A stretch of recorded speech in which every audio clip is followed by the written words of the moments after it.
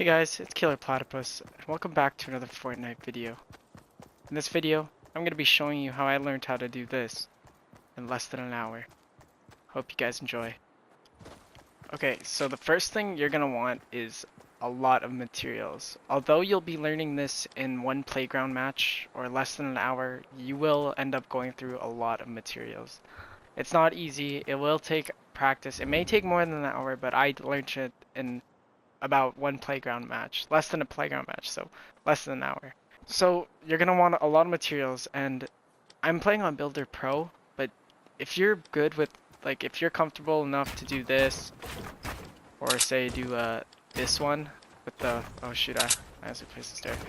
If you can do the one with the flat end like that, if you're good enough to do that on standard and Combat Pro or whatever settings you play on, the 4-layer ramp rush should not be too far-fetched for you. Let's just gather more wood.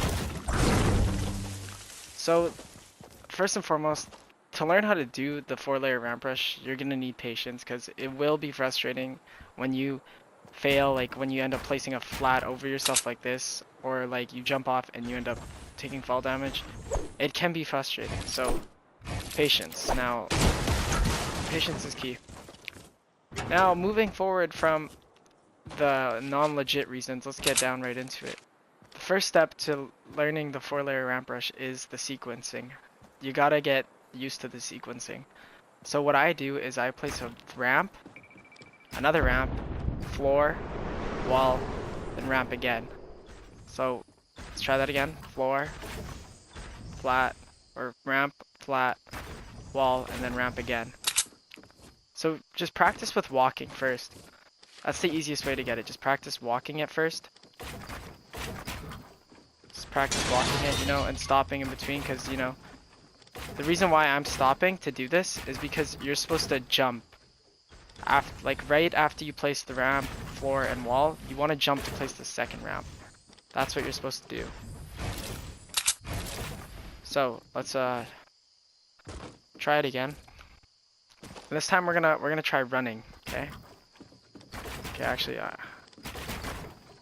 still taking pauses in between, you know, just to make that part go faster. You know, the ramp, floor, wall, ramp. So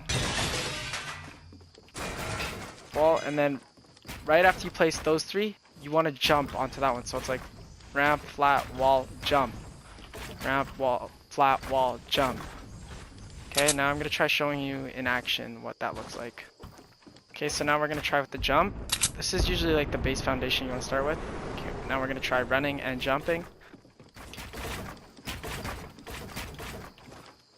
See it? Now we're slowly making progress. We're slowly making progress. Sometimes you'll mess up. Like, see, I forgot to put a wall right here. Sometimes that'll happen. That's what's like good about the 4-layer ramp rush. Even though if you miss a piece, it'll be hard for your opponent to notice that kind of stuff, and they still have to shoot through 2 other layers. You feel? Okay, now you're probably at the point where you've been attempting this for a while, and you're probably wondering, what even is the point of this ramp rush? Doesn't it seem excessive? Yes, it is honestly super excessive, and you end up burning a lot of mats doing it.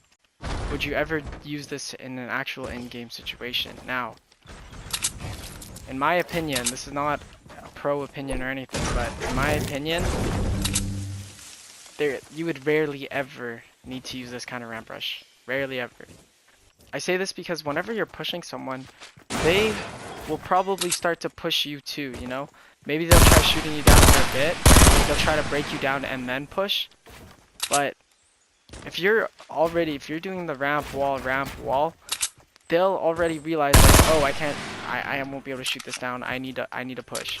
So then they'll start ramping up, and you just wasted all your materials doing this 4-layer ramp rush. And now he's already pushing you, and maybe he or she already got high ground because he was only single ramp rushing you, which obviously takes way less time. And now that he's got high ground, you guys are in a build fight, and you both waste your mats. And if you do end up winning that fight, neither of you will have mats from that fight because you used it in that build battle, and you, on top of that, you used it for the 4-layer ramp rush. So you're walking with no materials, and then if you get in another engagement and you have no materials, you don't really have a good chance of surviving that fight just because you ran out of materials, wasting them on the 4-layer ramp rush. What the 4-layer ramp rush is good for. What's it good for is when you're pushing someone head on and all they're doing is firing you. Essentially, it's only good against bad players. Essentially. There's no point in using this excessive push against a player who will build and push against you. But it will be good against someone who's just spraying you down as you were trying to push towards them.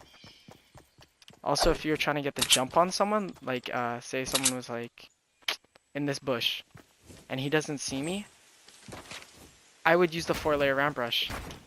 Because then at least if he hears me building or realizes I'm there, I have high ground and he'll try to shoot me down. But I will already have high ground and I will be able to get a couple shots in before he shoots me down. So that's what the 4-layer ramp rush is good for. I wouldn't try doing it in squads, because if 4 players are spamming your wall with P90, you're just wasting your mats again. In squads, you don't really have to push that high or push that much.